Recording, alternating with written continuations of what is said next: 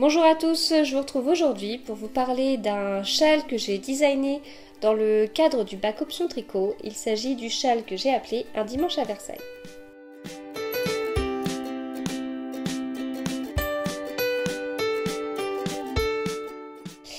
Alors, l'histoire de ce châle, parce qu'il y a toujours une histoire derrière un design. J'avais deux écheveaux qui m'attendaient dans mon stash. Voilà, le premier c'est le coloris potager de Tôt le Matin Yarn, qui est un écheveau de 366 mètres pour 100 grammes. Un écheveau qui en écheveau paraissait beaucoup moins vert que ce qu'il est en réalité. Mais j'adore le vert donc c'est pas grave. Et il y a un autre écheveau qui m'attendait. Un écheveau de Mérino et Soie en coloris Marie-Antoinette de la Féfile, 495 mètres pour 100 grammes. Alors, le premier écheveau, je l'avais acheté dans la boutique 34 octobre à Montfort-l'Amaury. Et le deuxième, il m'avait été offert par la préfète et la fantôme de la maison Serre d'Aigle lors du tournoi de Knitich. Donc, Virginie Monica et Clément Mousse, que je remercie beaucoup parce que la couleur est juste sublime. Donc j'avais ces deux écheveaux qui étaient faits pour aller ensemble puisque j'avais acheté celui-là alors que j'avais amené l'autre volontairement pour pouvoir les marier. Enfin voilà, ça me tenait vraiment à cœur de les mettre ensemble. Et puis il y a eu le lancement du bac option tricot d'Alice Hammer, auquel j'avais déjà participé l'année dernière avec le pull Next Year in Lerwick, qui est un jacquard à 10 couleurs que j'avais mis en catégorie sport, parce que voilà, je crois que dans ces exemples, elle avait mis jacquard à 56 000 couleurs, je m'étais dit, bon, 10 couleurs, c'est pas 56 000, mais je l'inscris quand même. Et au final, j'avais même gagné le prix de la catégorie sport pour ce jacquard, voilà. Donc, je m'étais déjà éclatée à faire le jacquard, je m'étais éclatée à participer au bac option tricot, parce que je trouvais que l'idée était super. Et puis voilà, au final j'avais gagné. Et là cette année, bon bah j'ai vraiment eu envie de participer à nouveau parce que j'étais toujours attirée par l'idée de ce cal que même un an après je trouvais toujours aussi chouette. Et j'avais envie de quelque chose de plus challengeant, comment dire, j'avais envie d'un petit challenge quoi. Enfin, le jacquard à 10 couleurs ça en était un, mais je voulais pas du coup retomber sur quelque chose de plus facile entre guillemets. Du coup, je trouvais que le fait de m'inscrire dans la catégorie mathématiques, donc la catégorie mathématiques, ça signifiait soit designer son modèle, soit modifier un modèle existant. Je trouvais que c'était un projet qui était assez bien niveau challenge, enfin ça correspondait bien à ce que je cherche. Alors, il faut savoir que quand Alice a parlé de ça sur Instagram et quand elle a lancé le groupe Ravelry et tout, moi j'étais sur un bateau à côté de Toulon et je discutais avec mes tricopines du Calcrémy Tricot, Alice du Lapin d'Alice et Célia à Tories Knitting en disant bon on fait pas, et en fait je me suis inscrite à partir de ce moment-là ça a vachement travaillé, et puis voilà, je me suis inscrite dans cette catégorie-là. Enfin, c'était clair que ce serait la catégorie maths pour le challenge. En plus, maths, ça me correspond plus, bien plus que le sport. Le sport, c'est peut-être la plus mauvaise note que j'ai eue au bac. Au final, à mon vrai bac, hein. C'est peut-être la plus mauvaise note, et les maths, ça faisait partie de la meilleure note. Ça devait être un truc comme ça. Alors, c'était pas la meilleure note parce que c'était le latin, qui était une option, hein, mais bon. Mais voilà, ça doit... Je pense que ça doit être à peu près ça. Donc voilà, les maths, ça me correspondait beaucoup plus que le sport. Et puis je voulais faire un châle, voilà, je voulais vraiment designer un châle. Et puis de toute façon, j'avais ces couleurs en tête.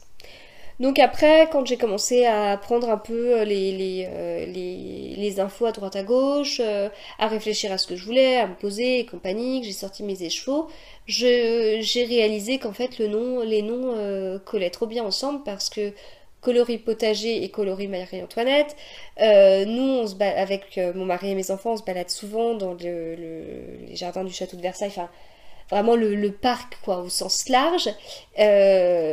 Donc Marie-Antoinette, le domaine de Marie-Antoinette, potager, potager du roi, et donc Marie-Antoinette et potager, ça matchait bien quoi.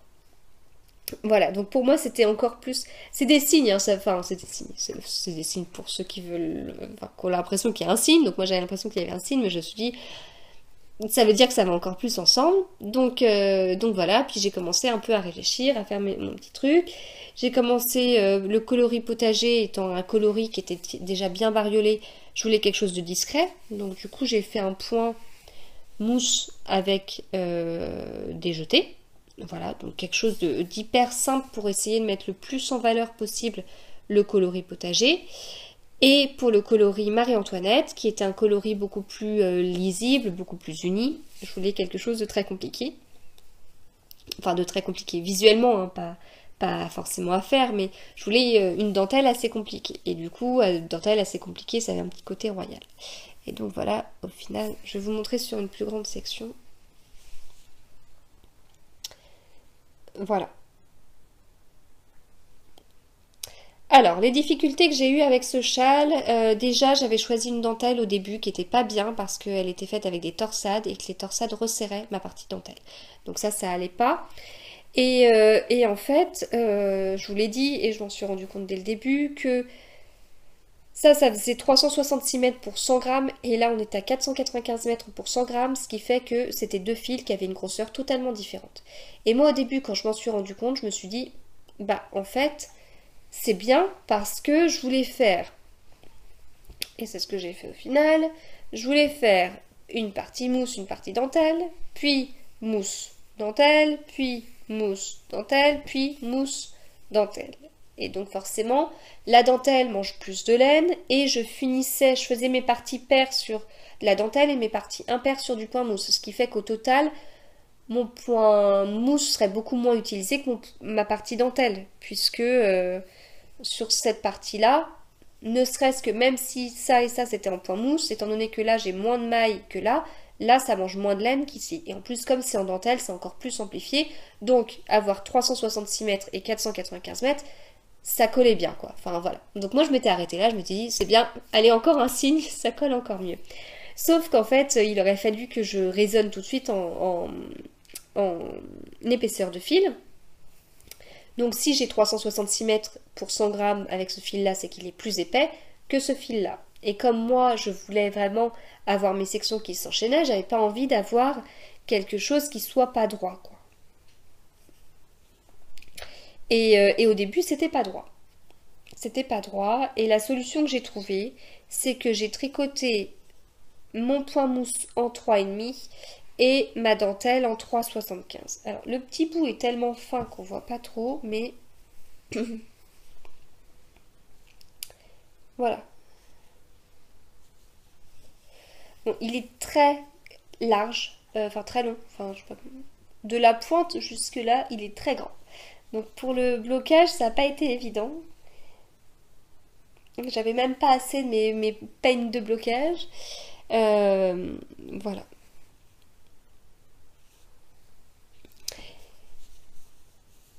Enfin voilà, ça a été, ça a pas toujours été simple à faire parce que la dentelle, elle est un peu complexe et il y a, sur la plupart des rangs, il y a des choses à faire sur l'envers aussi, des jetés, des mailles ensemble, etc. Donc voilà, ça demande de la concentration. La partie point mousse, après, c'était de la détente. Mais les grandes parties dentelle, alors pas la dernière, parce que la dernière, j'avais hâte de voir si j'arriverais, et pareil pour la dernière partie de point mousse, hein, si j'arrivais, si mes calculs étaient bons et que j'allais arriver à une section pleine ou quasi pleine. Ça a été le cas, ouf. Mais cette partie-là de dentelle, l'avant-dernière, elle a été longue à faire. J'ai mis du temps.